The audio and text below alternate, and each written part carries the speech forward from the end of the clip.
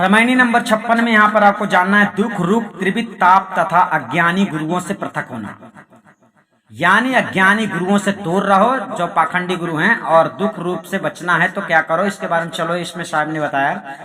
दिन दिन जरे जलनी के पाऊ गाड़े जाए न उमगे काहू, कंधन देई मस्खरी करई कौंधो कौन भांति निस्तरई, अकर्म करे और कर्म को धावे पढ़ी गुनि वेद जगत समझावे, छूछे परे अकारत जाई कहाँ कबीर चित चेतम भाई।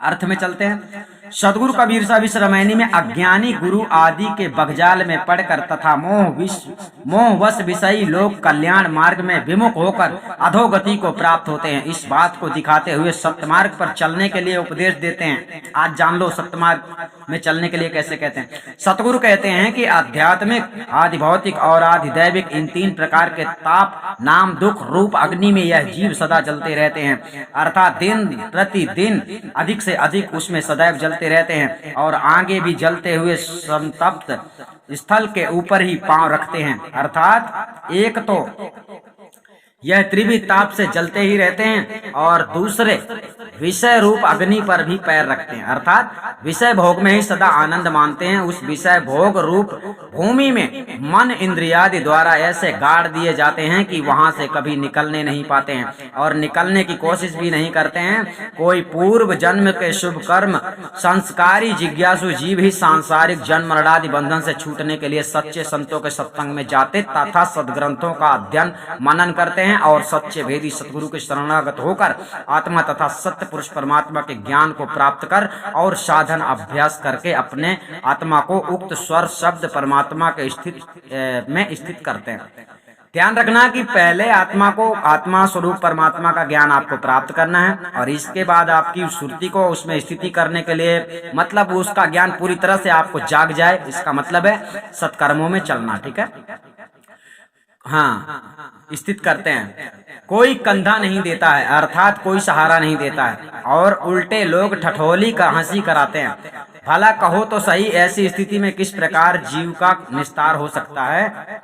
अर्थात जैसे लोक में कोई आदमी कंधा पर बोझा लेकर चलता हो किंतु वजन के मारे चला नहीं जाता हो, तब दूसरा आदमी उसके कंधे में अपना कंधा जोड़ देता हो, उसका कंधा देना कहते हैं। इसी प्रकार संसार में यह जीव अपने परिवार, भाई, बंधु, स्त्री, पुत्रादि संसार का भार अपने कंधे पर लेकर चल रहा है। इसके भार से मरा जा रहा है तो भी कोई कंधा सहारा देने वाला नहीं है। यह अकेला ही इस भार का वहन करता है। सहारा देना तो दूर रहा बल्कि अन्य लोग उसकी मस्खरी करते हैं। ऐसी स्थिति में इसका निस्तार कैसे हो सकता है। जगत में ऐसे वंचक अज्ञानी गुरु लोग हैं कि वे स्वयं तो पाप कर्म करते हैं और शुभ कर्म की ओर भी दौड़ते हैं।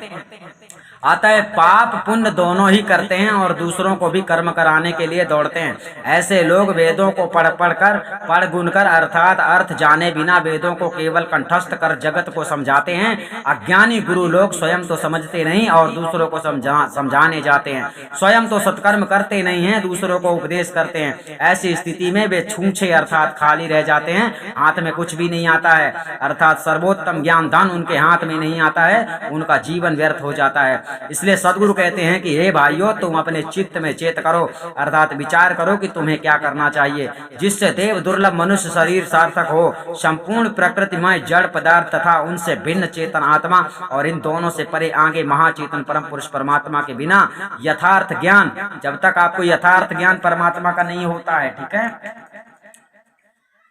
हुए बिना मुक्ति नहीं मिल सकती है। उक्त पदार्थों के ज्ञान प्राप्ति के लिए सच्चे भेदी संत गुरु का सत्संग करना चाहिए और उनसे उपदेश लेकर सार शब्द परमात्मा की प्राप्ति के लिए सहज चेतन समाधि का साधन अभ्यास करना चाहिए।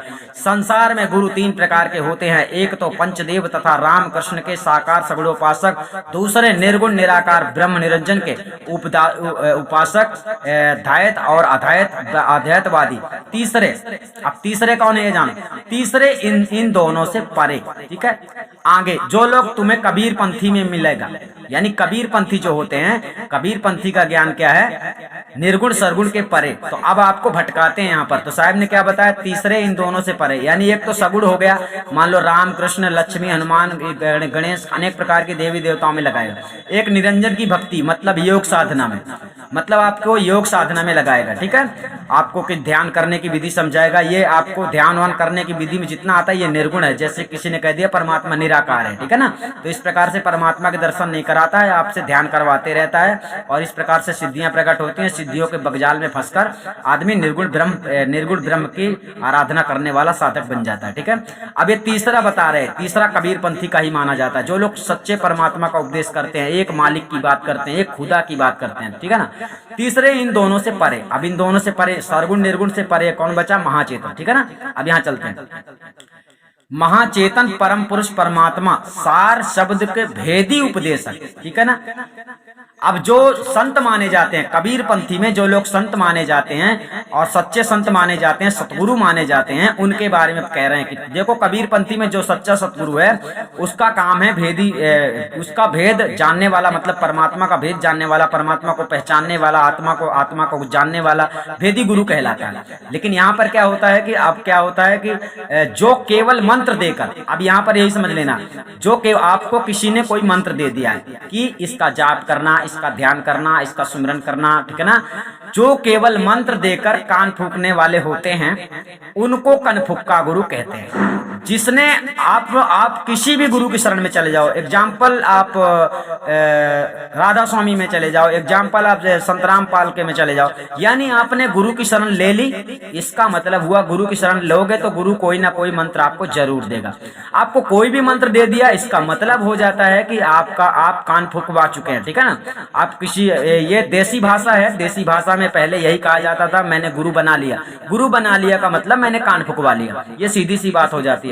तो इस शब्द का यहाँ पर अर्थ बताया जाता है, वे ज्ञानी नहीं होते हैं, वे स्वयं ज्ञानी ना होने से शिष्य को ज्ञान देकर मुक्त नहीं कर सकते हैं। अतः जो भेदी ज्ञानी गुरु होते हैं, जो उपदेश द्वारा ज्ञान देकर शिष्य का कल्याण करते हैं, इसी तरफ आने के लिए सद्गुरु कहते हैं। उपदेश देकर, उपदेश क्या है? सद्गुरु जो उपदेश देते हैं, उपदेश में आपको सर्वप्रथम सार शब्द की प्राप्ति होती है, ठीक है। इसके बाद में जो उनका आदेश होता है वही आपको करना पड़ता है, यही सद्गुरु का सबसे बड़ा उपदेश है। तो आपको ध्यान रखना है कि सद्गुरु के शब्दों का आप लोगों को अच्छी तरह से परखना है, जितनी बात कही गई है उतनी ही समझना है। क्योंकि लोग यहाँ पर क्या है, छोटी सी बात को बड़ी बनाकर घुमा फिराकर गोल गोल घुमाते हैं लट्टू की तरह।